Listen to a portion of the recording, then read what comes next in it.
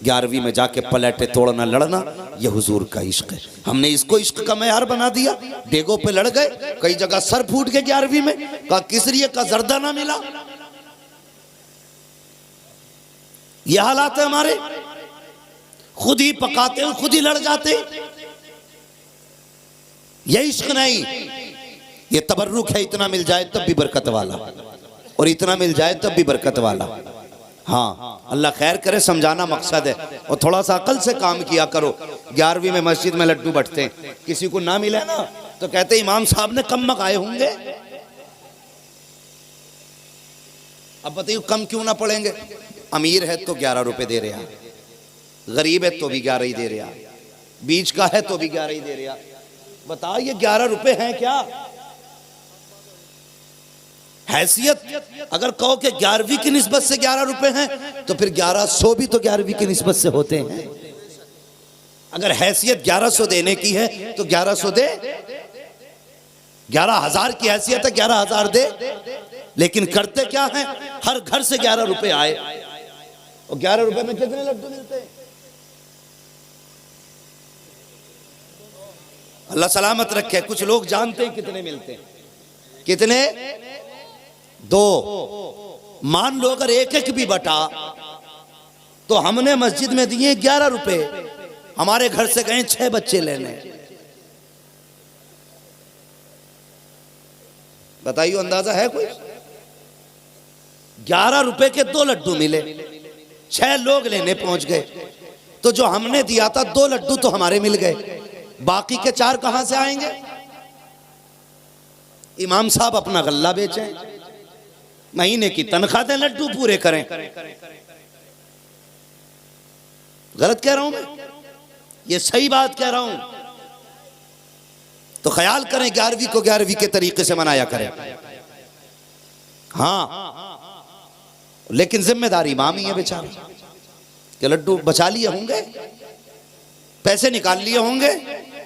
कितने तो इतने अक्लमंद हैं, इतने अक्लमंद हैं, इधर मस्जिद में पैसे आने शुरू, वो कॉपी लेके बैठ जाते हैं। है तुम्हारे गांव में भी? अल्लाह सलामत रखे। तो क्यों है कॉपी? हमने लिखा इमाम साहब 10 रुपए जेब में न सरकार लें। अगर तुम्हें इतना एतमाद नहीं, जो मुसल्ले पे खड़ा है वो 10 रुपए चुराएगा, तुम्हारी नमाज हो जाएगी? एक चोर के पीछे नमाज हो सकती है? अगर नहीं हो सकती तो फिर नमाज छोड़ या फिर कॉपी छोड़। खुद भूल जाएगा 10 रुपए लिखना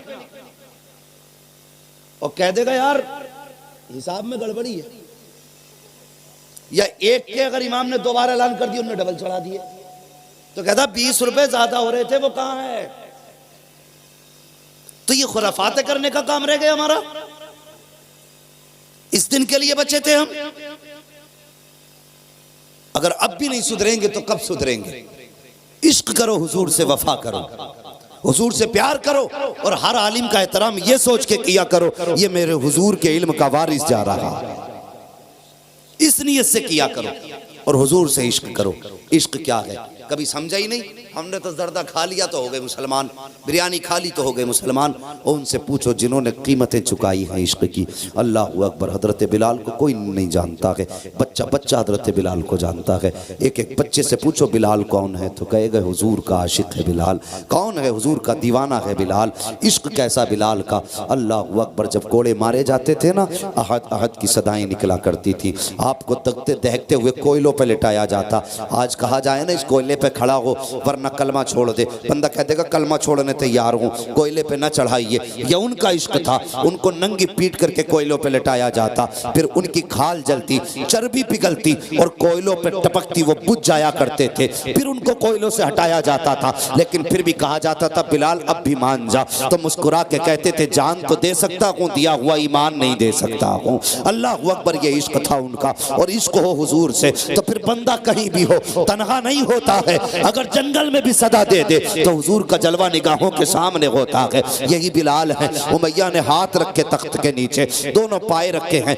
हाथ के ऊपर और उसके ऊपर से बैठ जाता है। जब उंगलियों पर तख्त का वजन आया, उंगलियां फटी, खून बहा। पहले तो चीख निकली, लेकिन फिर बिलाल सुकून से लेट जाते हैं। सारी रात सुकून में गुजरी है, लेकिन खून हाथ से बहता रहा। सुबह को उठ के उमैया ने कहा, बता तो बिलाल, आज की रात कैसी गुजरी है? अब तो कुछ सुधार आया होगा। हजरत बिलाल ने मुस्कुरा के कहा, जितने सुकून की रात आज की गुजरी है, बिलाल की इससे बेहतर रात पहले नहीं गुजरी थी। का ताज्जुब होता है, सारी रात तेरे हाथ से खून बहता रहा, फिर भी तू कहता है सुकून की रात गुजरी है। का सुकून की रात कैसे गुजरी? तो बिलाल कहते हैं, जब तूने मेरे हाथ के ऊपर तख्त का पाया रखा था, दर्द से चीख निकली थी, मैंने महबूब को पुकारा था। कब पुकारने की देर थी, हुजूर का जलवा निगाहों के सामने आ गया था।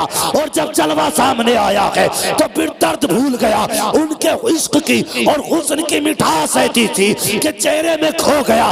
रात कब गुजरी, कैसे गुजरी, पता न चला। तभी तो बरेली के इमाम कहते हैं, जब आ गए है जोशे रहमत पे उनकी आंखें चलते बुझा दिए गए, रोते हंसा दिए।